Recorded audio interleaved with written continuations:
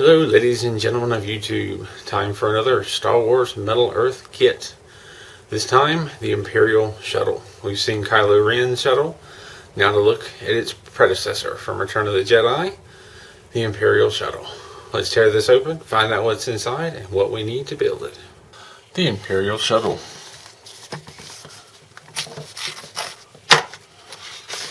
Instructions and 2 metal sheets. And it appears that we just have the one set of instructions. And as usual, we start off with a little line drawing of the kit, information about insertion holes and tabs and slots and folds. A little tidbit they put on everyone: needle nose pliers are helpful for assembly, and they certainly are. And then we have our little key or legend. On the directions, when you see a blue circle, that means to fold the tab over. When you see a green triangle, that means to twist the tab. And a little bit more about the pulling and twisting of tabs. Down here at the bottom, we have a layout of the 2 sheets so that we know what parts are what. They're numbered. Now, there are some pieces that are colored. And what they do is sometimes you have duplicate pieces, especially when you have the same parts on both sides, like engines or guns. And rather than label each individual piece, which on some of the instructions, I mean, this isn't a lot of numbers, but it can get really crowded if you have a lot of parts. They just label one, for instance 23 here. It's a blue odd shaped piece. There's another blue piece here. This one's not numbered. So it allows you to find similarly shaped pieces easily without having to overcrowd with numbers. They've done this sort of thing for a while, but at first they did not color coordinate the different pieces. It was just all plain and sometimes very difficult to find. When we open the instructions, this is page 1 on the front. Page 2 is the assembly flowchart, and you just start with part 1, 2, 3, 4, and move your way, kind of following the red arrows. These are going across. Flip over the other side. Sometimes they kind of go back and forth, so pay attention. And this is page 3, page 4, and you are done. Now I tend to use certain tools when putting these kits together. It's really not feasible to do it by hand. One of the basic tools you can use is tweezers. They can get a lot of stuff done, but really, in my opinion, you need more than just tweezers. I have picked up the Fascinations toolkit set. They has clippers, which are great for getting parts off of the metal sheets, for clipping them off. Long needle nose pliers, which are great for grabbing long pieces and folding, reaching into small areas. Flat nose pliers that are good for even bends, and a good tool assortment. You don't have to get the Fascinations kit. You can pick up other versions of these independently. I will say I've had a hard time finding clippers that are properly sized for these kits. A few other tools that often come into play are these locking clamps. They're long and thin, good for getting into areas. They lock, so you can put a part in them and hold on small parts while trying to work them into place. We have these round nose pliers. Sometimes I mistakenly call them ring nose. They're ring pliers for bending and coiling rings, but they come in very handy for making shapes, curves, and such. And then I tend to use on occasion these kind of dental picks for getting into small areas and pulling and pushing tabs in areas that have been too far. I have an assortment of dowel rods. I can see me needing to use some of the larger ones in this kit. And then I have step mandrels, good for making circles, and an inexpensive drill bit set, also good for making small circles. There's a lot of different things you can use. We've got our instructions, we've got our sheets, we've got our tools. Let's get started.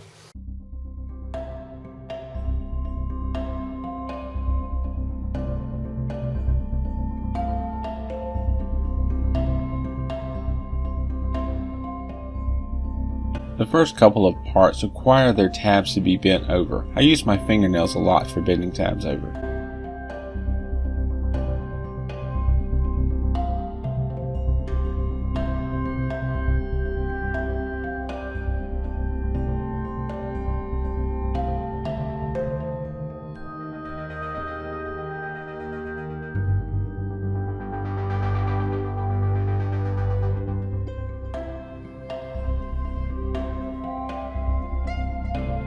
Part 2 and 3 were caved in a little from holding pressure on them to secure the tabs.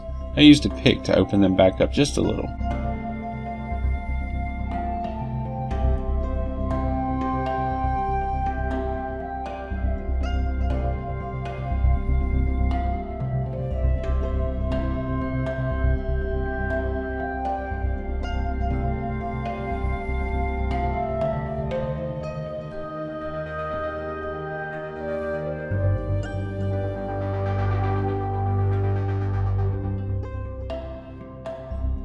Since the sides of this part are at an angle, I bent all the tabs to point in the same direction. This helps them to line up with the slots on the next part.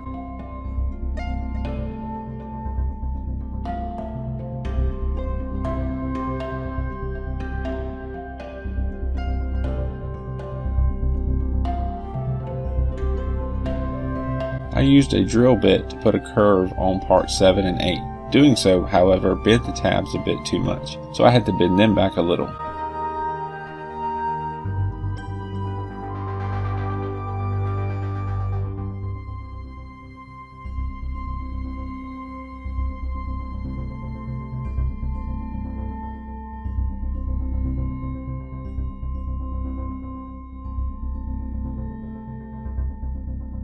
One side of the two parts 10 is long and thin. I carefully went back and forth along the side and bent just a little at a time until it was bent over.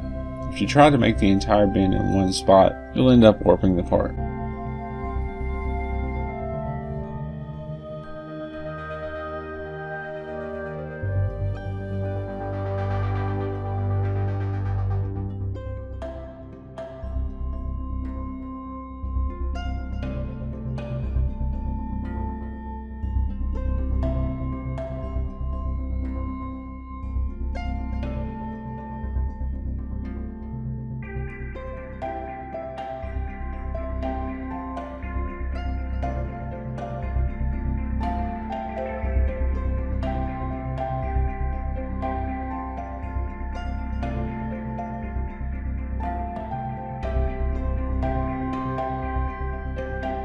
Part 13 has two long thin sides to bend down. I did not feel like I could get the needle nose pliers in there without damaging the end curved pieces. I slowly bent the two long sides over a little at a time.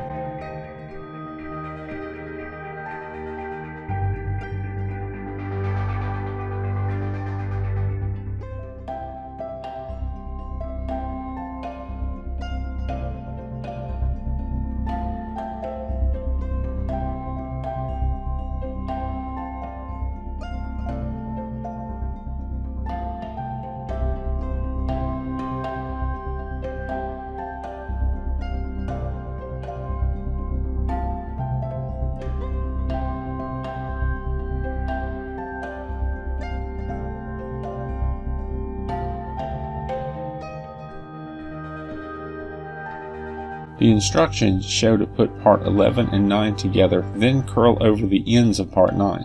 I decided to curve them first, then put it together.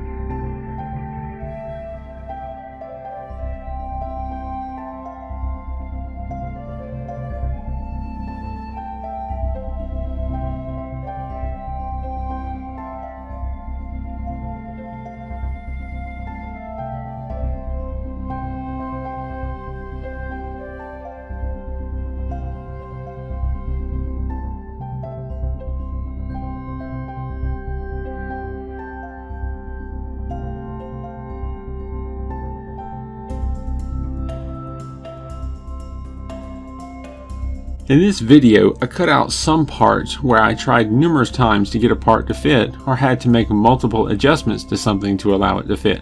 I try to show a little bit of everything, but sometimes you may see in a video that I make 1 or 2 adjustments, when in reality I made many more. I do that to move the build along. These builds take time. Be patient, take your time, and be prepared to make numerous test fits and adjustments during this or any build.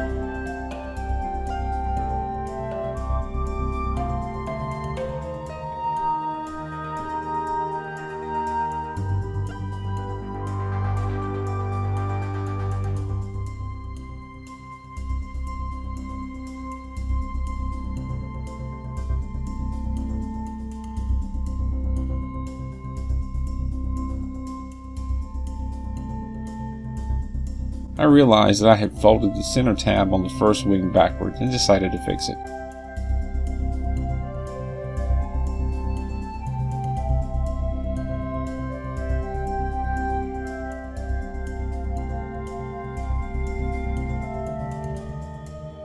Lucky for me, I had a scrap piece of large dowel rod where I had recently made a coffee mug tree. It was just about the exact size I needed.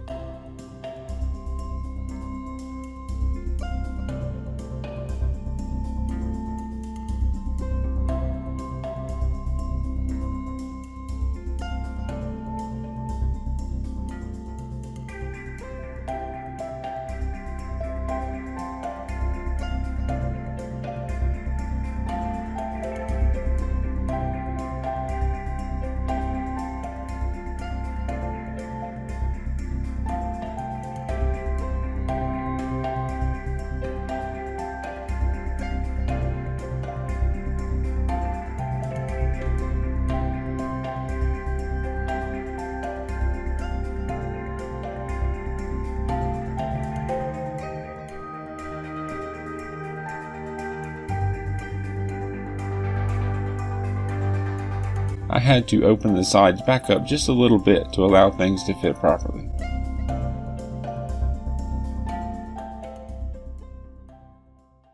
The Imperial Shuttle. This kit came together a lot faster than I expected. It has a lot of big parts, so it makes sense that there's not a lot to do. There's not a whole lot of detail. It doesn't look bad, it looks great. But there aren't a lot of different guns and a lot of different little tiny parts and extra pieces and whatnot that there's been with a lot of the other kits. This is a good one to start with if you're wanting to get into the Star Wars kits. Millennium Falcon is a pretty good one. That's where I started. This is also a very good one to start with. There's not a lot of shaping going on. There's a couple of circular parts, there's a couple of curved parts, but it's really lightweight on the difficulty. In the end, it looks great.